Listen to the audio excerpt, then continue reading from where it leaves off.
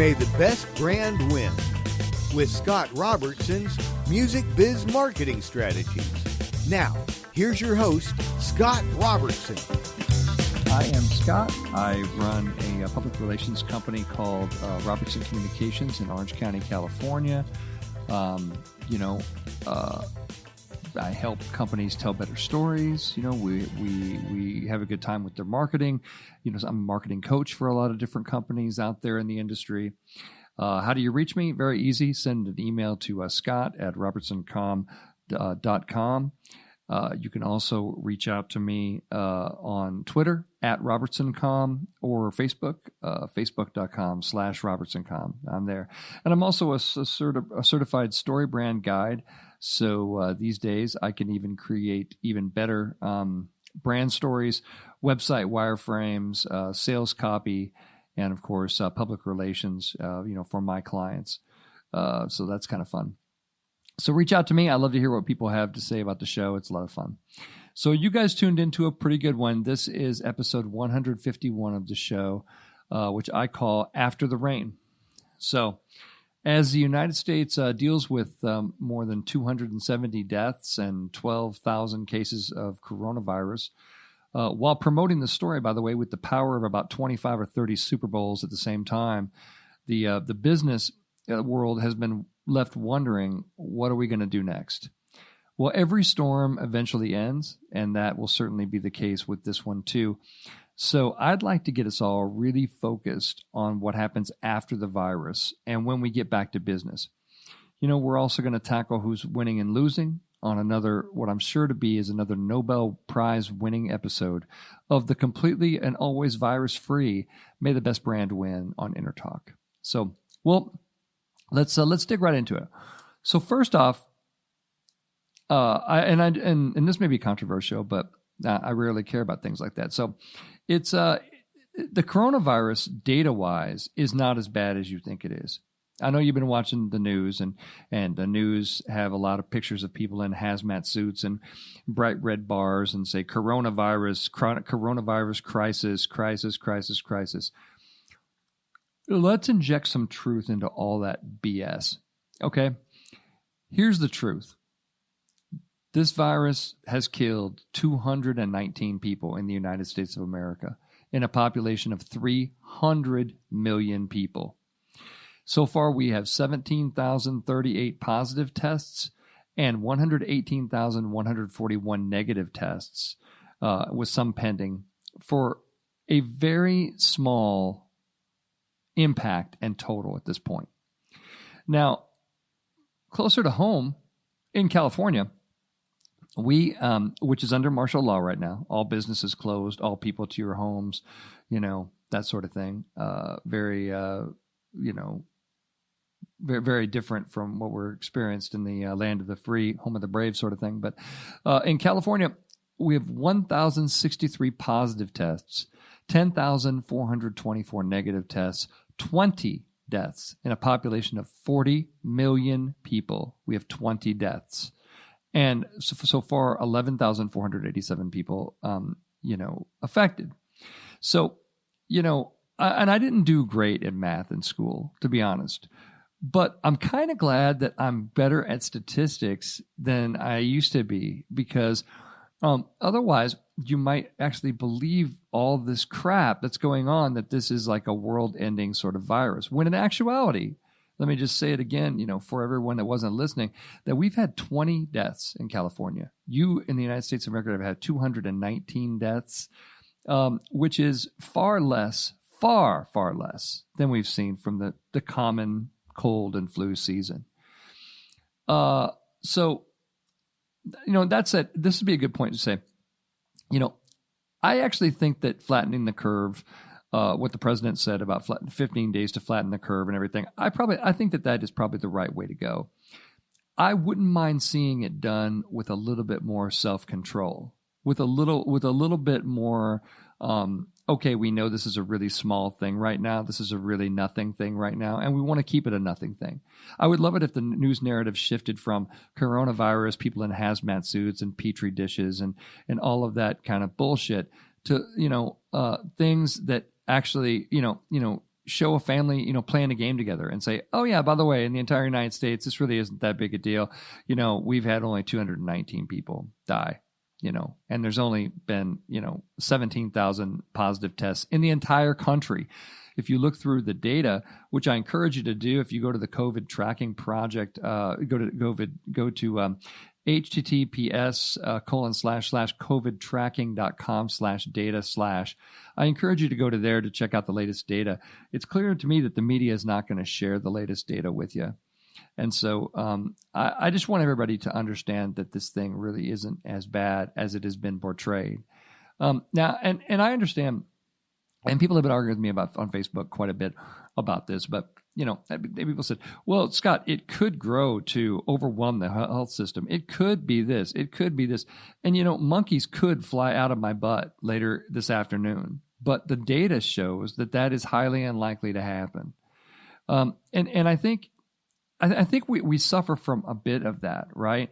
The World Health Organization came out and they misquoted the mortality rate of the virus. By misquoting the mortality rate and getting it wrong by a few percentage points, they sent a astronomical shockwave of fear and stupidity throughout the entire world. I encourage you to look up that story, by the way, because it's really interesting how the president of the World Health Organization actually got the mortality rate of the virus wrong by 3 or 4 percentage points. That's a really big deal. That's a really big deal. I'm not sure that's been covered correctly yet, but that is missing it by a few percentage points is the difference of millions and millions of people's lives on, when you're talking about the exponential growth of the virus. I think one of the reasons that we haven't seen very much impact of the virus is I think the virus is basically the flu. Basically a little bit stronger version of the flu. The data lead me to the conclusion that it infects people and sort of kills people at the same basic rate, actually quite a bit less than the common flu does. And like I said, I encourage you to check out the COVID tracking project to get all the information on that, because it is really interesting to see that. Well, enough of that. I do think, by the way, that these steps that we're taking right now are probably the right course of action, since we aren't 100% sure what the right course of action might be. There's a lot of misinformation. I think this is there's a story that someone shared with me today that basically talks about from Stat Magazine. That talks about a fiasco in the making as the coronavirus pandemic takes hold. We're making decisions without reliable data. I think that's true. I've seen that a lot of places, that the data. So let me read you a little piece out of this, just so you know, because I want to set your mind at ease that this thing really isn't the end of days that it's been portrayed by the media. So some worry that the 68 deaths from the COVID-19 in the U.S. as of March 16th will increase exponentially to 680, 6,800, 68,000, 680,000, along with similar catastrophic patterns around the globe. Is that a realistic scenario or bad science fiction? How can we tell at what point a curve might stop? This is really important. The most valuable piece of information for answering that question would be to know the current prevalence of infection in a random sample of the population and repeat this exercise at regular time intervals to estimate the incidence of new infections. Sadly, that's information we don't have. In the absence of data here, right, in the absence of data, the prepare for the worst reasoning leads to our sort of extreme measures of social distancing and lockdowns. But we don't even know if these measures really work, right? This particular author says school closures may reduce transmission rates, but they could backfire if children socialize anyhow, those kind of things. So I think, but I do think, and I do want to say, even though there's a lot of stories like that, I do think that what we're doing is probably the right stuff. I think that the steps are probably the right course of action. We aren't 100% sure what that might be. But what I'd love to see is for us to be able to kind of do this with a little bit more of a sense of calmness about it. And I'd love to see the news media, who I rely on in my career in public relations, I'd love to see them step up and sort of protect the public trust a little bit. We talked about that in last week's show a lot. I'd like to see them protect the public trust a little bit more and do some things and say, and just start reporting some real data. Hey, this thing is statistically really small. This thing is likely to be any larger than this. Then we have the governor of California yesterday. I mean, talk about losing. I mean, I'm not a fan of the governor of California anyway. I'll just say that. But this idiot gets up and says that he believes that half the population of California is going to become infected with this. Based on what? Based on what idea is that? Based on the idea that some people may have it and they may be passing it around. I mean, it's like there's no data that supports that conclusion. That's the monkey's could fly out of my butt scenario. And you start making decisions based on, whether monkeys are going to fly out of your butt or not that's not the right way to do it. Right? It's scaring the hell out of people. I had to say that. So, but that said, I do think that what we're doing, sort of shutting things down for a short period of time to prevent overwhelming the health system. I get that. I understand that. I just don't see a lot of data on this. And until I do, I'm going to keep saying what I'm saying, which is this is a very small problem. It affects a very small number of people. The chances you're going to get this virus are highly unlikely. Highly, highly unlikely. Data, and I'm saying that by data. I don't know you personally, but I'm just saying data-wise, it's highly unlikely. So, what do we know? Where are we and what do we know? We know that California is locked down under martial law. Many states are ready to follow.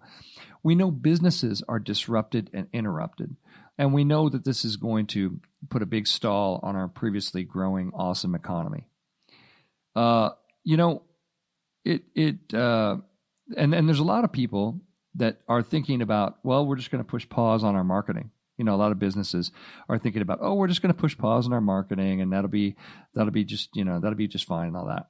But I would advise not to do that. Henry Ford, once said, stopping marketing to save money is like a person trying to stop a clock to save time, right? In other words, what he's saying is, you will not, stopping marketing will not save your company any money. It will cost you, and that's really what I wanted to focus this show on. I want to focus the show on, we know we're dealing with this thing, but after it clears, what are we going to be able to do? What is the plan, kind of post, coronavirus times. And when are those times? How long are we going to be kind of down? And when, I'm hearing that a lot of things are planning to reopen in early April. So we're down for a couple of weeks. We give it a chance to kind of flatten the curve, and then we're back in early April. By the way, cold and flu season starts to end. Cold and flu season ends. Then the flu is not so much of a story. Honestly, that's kind of the truth. So, I'm going to come back in the last segment of the show, the third segment. I'm going to give you some tips on how to be ready, after the rain stops falling, and I've got a few good ones, that I've been sharing with my clients. And again, I've been working with my clients to make sure that we're ready to go after the rain and everything else. And that is sort of the, that's what we're doing here today. That's our plan. That's going to continue to be our plan. We're going to keep our chins up. We're going to realize we're looking at data first. We're not going to panic. Like good marketers do. We're going to do all that kind of stuff. And right now, you're super smart because you are tuned to May the Best Brand Win on Entertalk Media, the undisputed leader in music biz talk. Come on back, and I'm going to talk about who's winning and losing in this thing in the next segment. Thanks.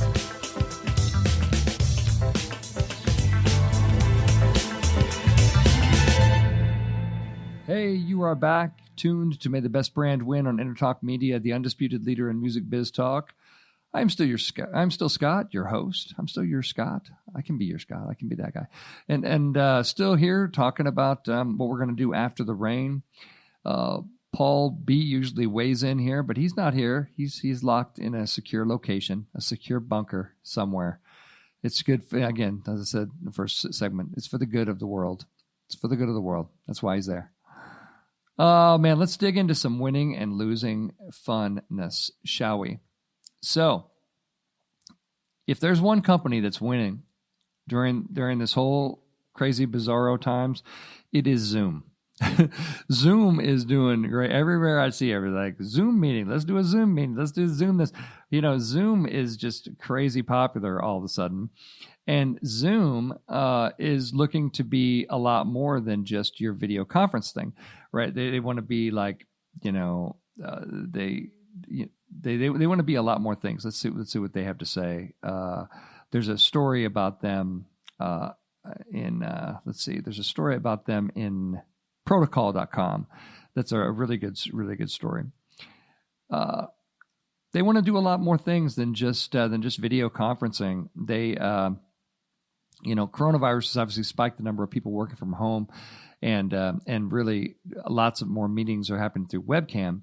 But the larger trends even favor Zoom. 4.7 million Americans now work from home at least half the time, and the workforce holds a job that is compatible with at least half the workforce holds a job that's compatible with some form of telecommuting.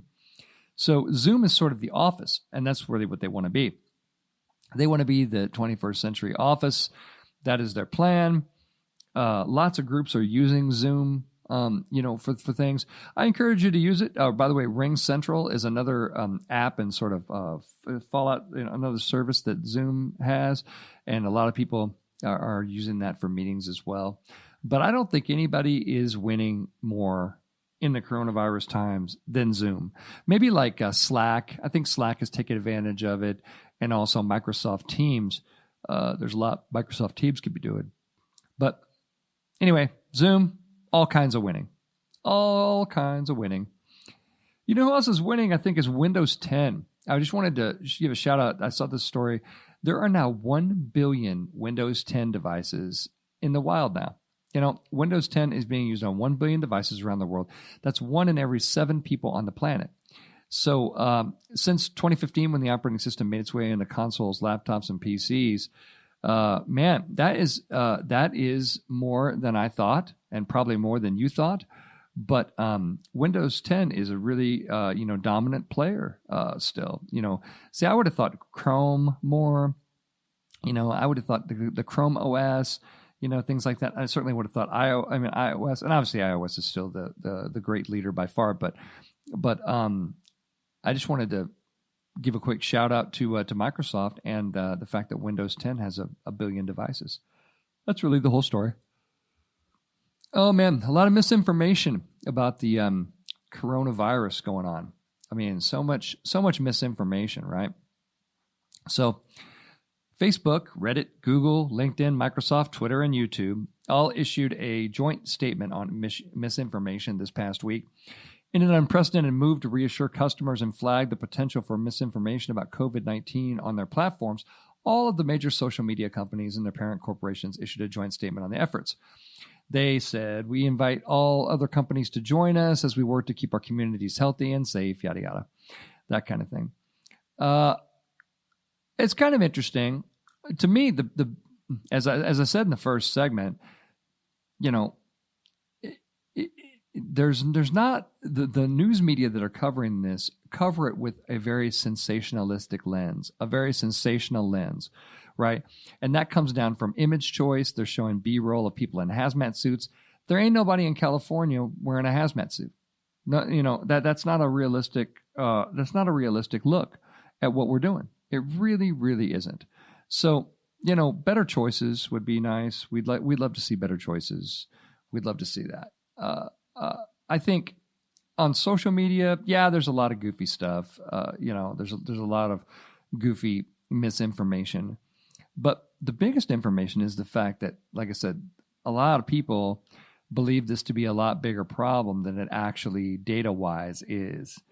And very dangerous. It's very dangerous to have news that's wrong, that kind of thing. But I'm glad to see, and I think we're all going to be better for it. And certainly it's all kinds of winning to see the social networks working together to try to limit misinformation. But they should limit the news media's exaggeration without going back to the data well.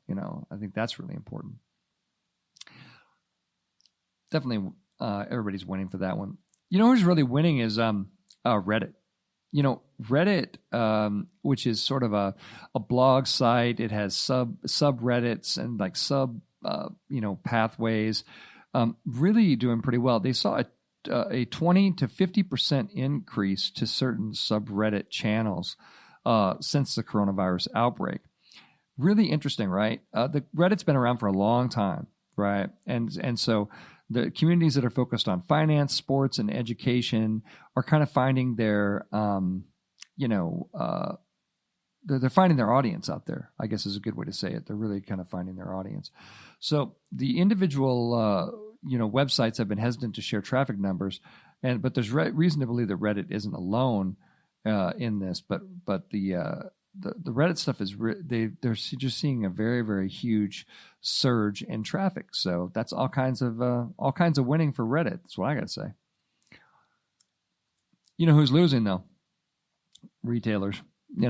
The poor retailers, man. It's just they can't. The retail industry in the United States has always been tough. I mean, it's always been tough to work retail and be able to make. I have huge admiration for anybody who works. Can run a retail business because it's very up and down. It's very difficult. But so 2020 might be even worse for them. Obviously, will be because there's a lot of because everybody's locked in their bunkers and, who can come out. Now, there are people coming out to stock up at the grocery stores and things like that, but many people are kind of waiting things out at home, and many companies are kind of struggling to keep their lights on, are, maybe turning them off for good. Retail store closures are on pace to be double what we saw last year, said the founder of retail advisory and research firm Coresight Research. So retailers ranging from Sears to Barney's to Charlotte Russe, announced plans to shut more than 9,300 locations. So none of that is good news. We're going to see a lot of retail organizations going out of business. Of course, Amazon's still doing extremely well. Apple stores still doing extremely well. There are pockets in the retail industry that are still doing extremely well, but I think it just comes down to the fact that, retail is always sort of an evolution, right? It's always sort of moving forward. It's always sort of, in various form or another, it's just sort of moving forward. So, I think it's a bad thing short term, and certainly for those people losing their business, it's terrible. But retail's always sort of been that way. At NAMM, we always used to see retail store closures, and they'd say, "Oh, it's a record number of retail store closures," and then next year it'd be, and there's a record number of new people leaving their jobs and going for that dream of opening a music retail store. So there's just as many people coming back into retail as there are leaving it. And as long as that continues to be the case, there's still, a lot of outlets out there. We have to worry is when it just becomes like one or two outlets out there. It's just like Old Navy and Amazon and people like that. You know what I mean? So anyway, that's all kinds of losing.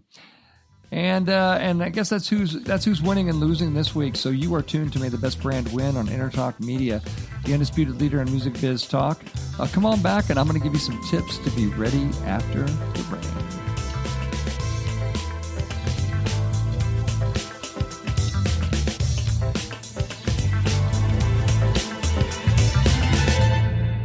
Hey there, you are tuned to May the Best Brand Win on Entertalk Media, the undisputed leader in music biz talk, and I am Scott, your host.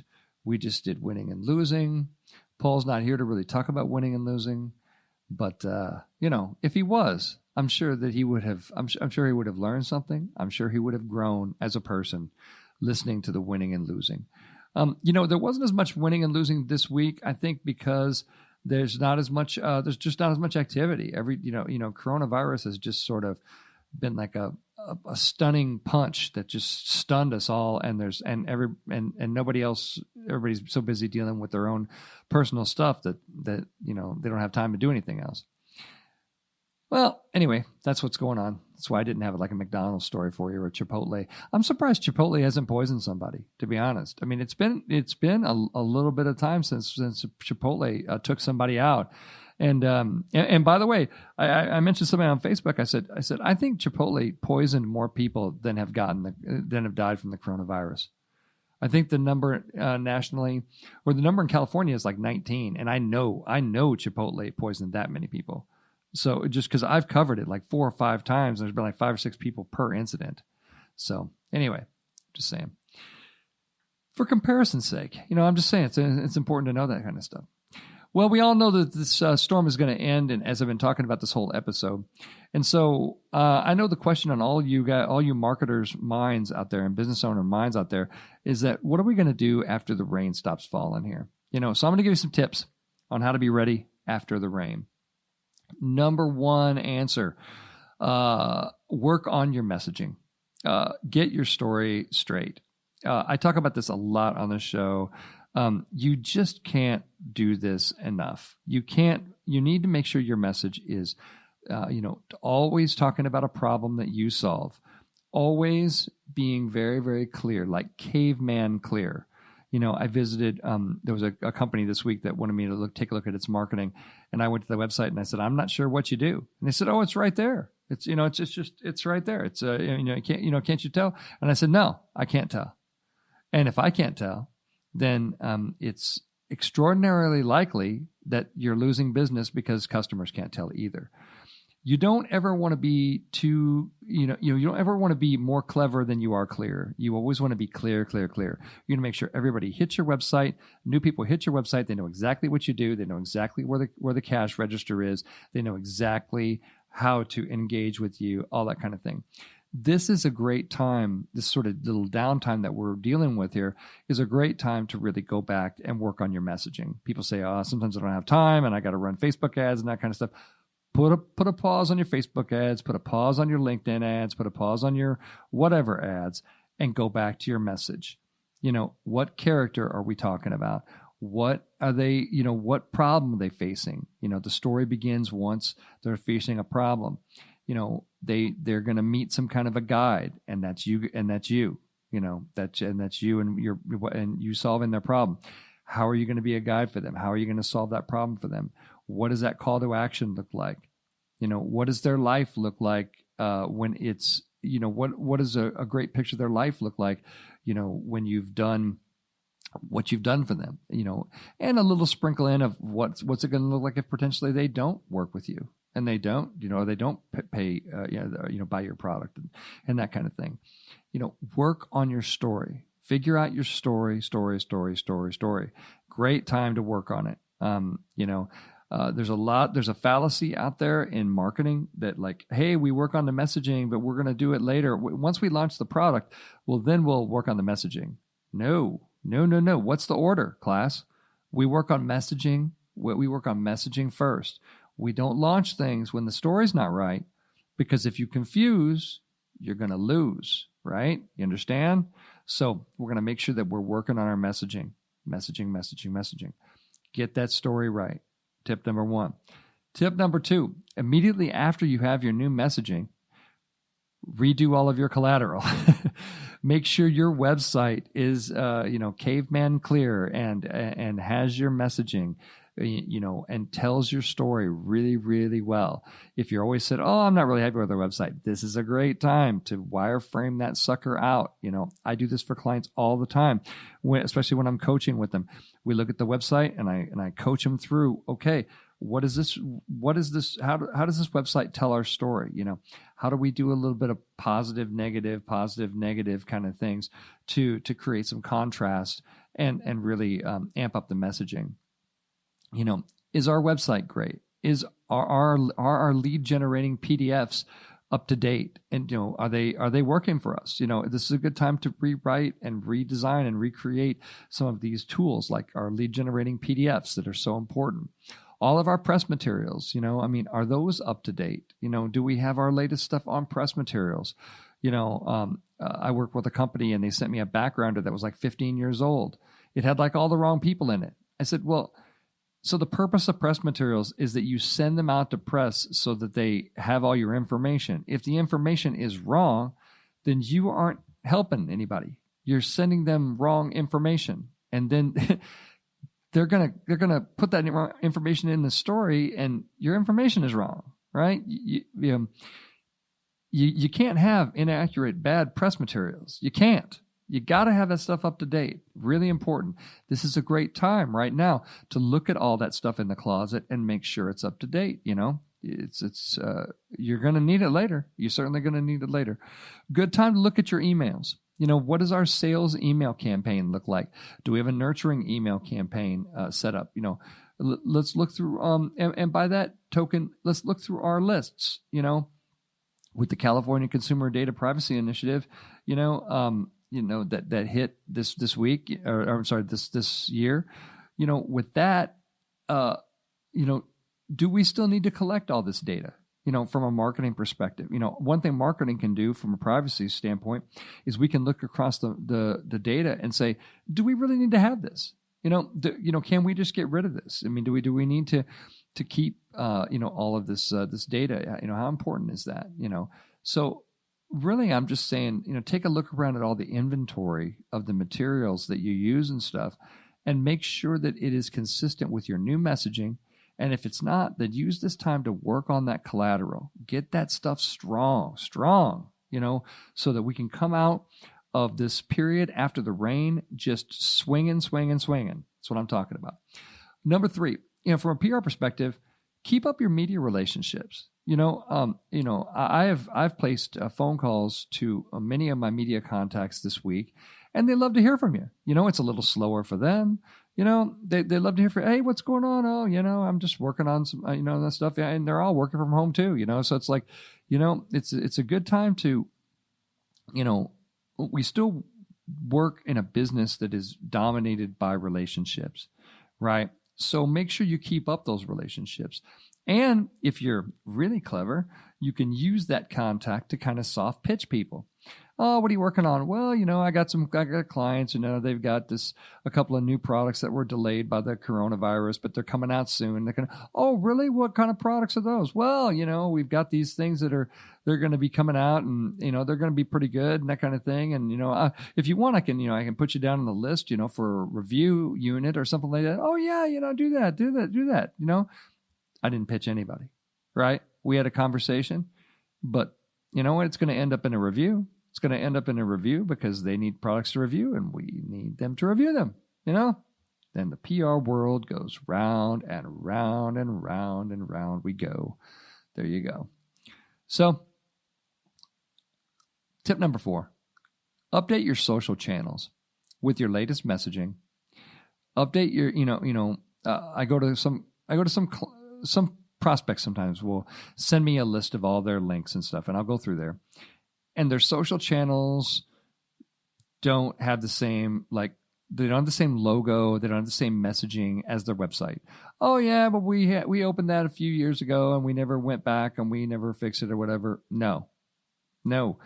All of it needs to be consistent, right? We talk about touch points a lot. We talk about touch points of the brand. This is the kind of detailed, execution-oriented work that we need to be doing. We need to be looking at across everything everything where the brand is touching people, although in this day and age, touching people is probably the wrong metaphor, where the brand is coming into the appropriate amount of social distancing to people. I don't know, whatever. You know what I'm saying?